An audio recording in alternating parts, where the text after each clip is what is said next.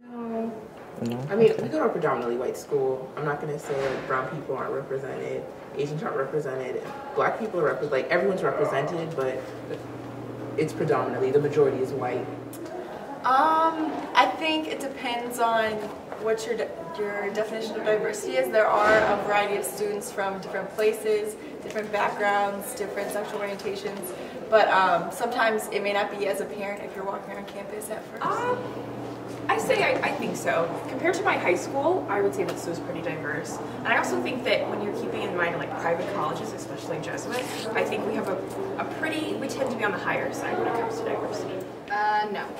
No? Okay. And why or why not, I guess?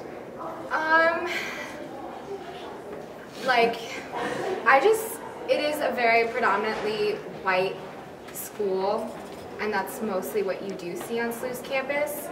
But yeah, I mean, like, every race is like represented here, but it's not in the same numbers as Caucasian people. They're like, it's just like you can see the number differences. No. No. Okay. Do you want to expand on that? I'd have to say it's too difficult to go around, if you're walking around campus, and find someone who is outside of the Caucasian breed.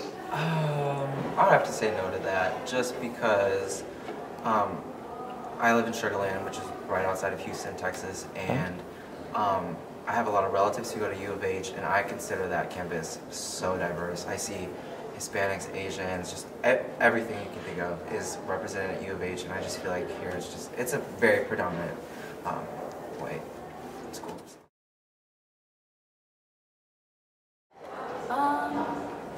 In the BSC, or late at night at the rec center, or I guess at night about around campus. I see them in the CCC of the BSC, and I see them in Pear Hall where the ESL resources are. That's where I see a lot of Hispanic Americans and Asian Americans there, while in the BSC, in the CCC, there's Black Student Alliance office, MSA, Muslim Student Alliance office, other offices there. I don't know, from my experience, it's been the CCC. Okay. That's usually where I go to see like MSA students, and sometimes, well, last semester like more Asian students came in there, and a lot of our constituents, BSA students are in there. But I mean, BSA consists of more than black people, so like it's white, Latinos. So. Well, I'm an African American Studies major, so I have a good amount in my classes. But I don't know if that's necessarily the case for everyone. Yeah, I think around campus in a variety of places, residents, I mean, everywhere, I guess. But again, sometimes you have to look a little bit closer, or it doesn't seem as obvious. The BSC? I don't know. I feel like the BSC is the most reasonable answer because I feel as though most students pass that building during the day, or the library. I guess to me that seems the most diverse location.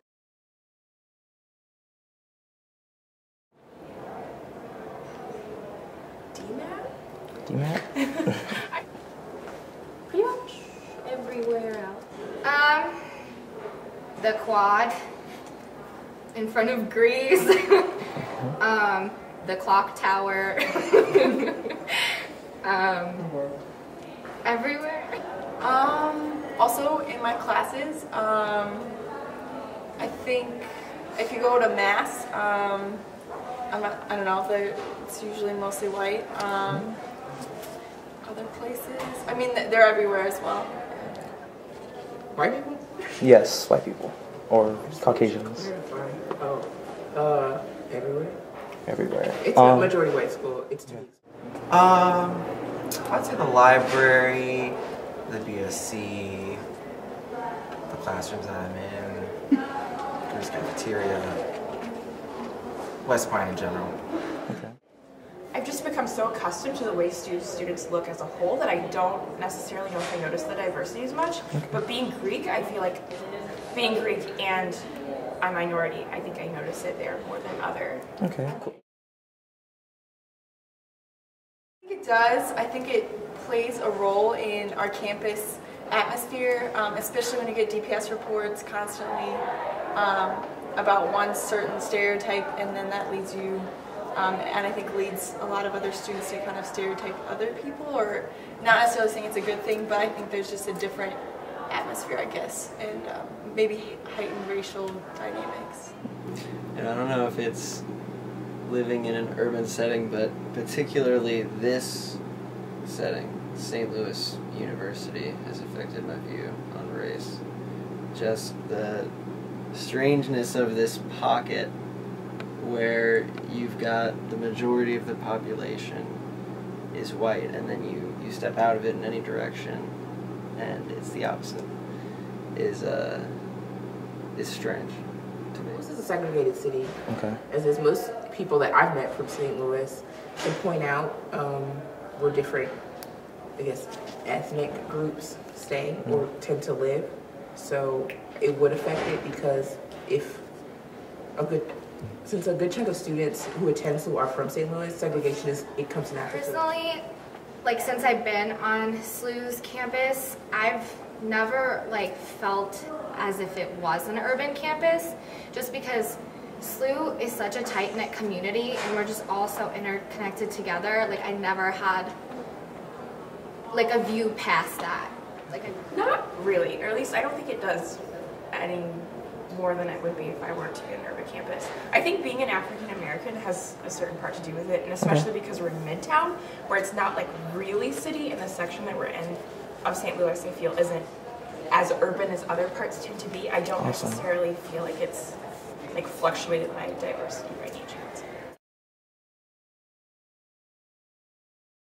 I'm not answering this question. Yeah, okay. Because it's going to get bad. I mean, adequate, yeah, I guess, because I don't know how you would go about promoting that. I wouldn't know what to do. It tries to. There's been a lot of attempt recently with the Oath of Conclusion, trying to get the Diversity Leadership Cabinet more known, and it tries, but it's not going to be like accomplished until everybody has the mindset of the Oath of Inclusion. Like, it is interesting to see that if you are part of the minority, you feel more inclined to actually become a part of that. But I do know a lot of people who are not, or white people who don't really know what Live the Oath is or the Oath of Conclusion. Improved different programs, I would say, but still a lot of work to do, and hopefully that work will not stop, and hopefully it doesn't take extreme cases to promote better programs. So the Oath of Inclusion. I don't know, it just seems pointless. And why's that? Well, I mean, I guess I've walked by and glanced at it and seen what it says. Maybe, not really, I haven't read it. I've seen it 1,000 times, and You've never taken the time to stop and read it? Because I don't really care what they are trying to say to me in some flyer on a wall. I think we do. I think we work really hard on it.